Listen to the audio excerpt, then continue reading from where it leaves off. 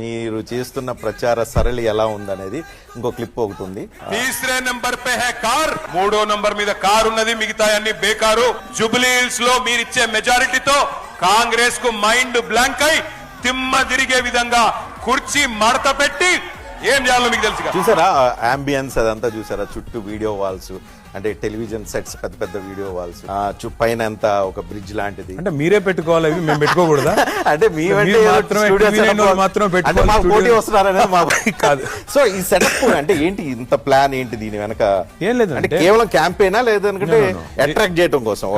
మేము ఒక కొత్త సాంప్రదాయానికి శ్రీకారం చుట్టాలనుకున్నాం. ఏంటంటే మేము అనుకున్న లైన్ ఏంటంటే బేసికలీ మొనాటనస్ అయిపోతున్నాయి ఎలక్షన్లు, స్పీచ్లు, ఊకదంపుడు ఉపన్యాసాలు. ఇట్లా కాకుండా ప్రత్యర్థులు ఏం చెప్పారు, ఏం చేస్తున్నారు, ఆ కాంట్రాస్ట్ కూడా చేస్తే బాగుంటుంది. ఇప్పుడు రేవంత్ రెడ్డి గారు, కాంగ్రెస్ పార్టీ బట్టి విక్రమార్క గారు, రాహుల్ గాంధీ గారు 6 గ్యారెంటీల గురించి ఏం చెప్పారు, ఎలా ఫెయిల్ అయ్యారు అది చూపెడుతుంది. అట్లాగే హైడ్రా అంత అరాచకం చేస్తోంది, పెద్దవాళ్ళని ఎట్లా కాపాడుతుంది, పేదవాళ్ళని ఎట్లా కొడుతుంది, అవి చూపెడుతున్నాను.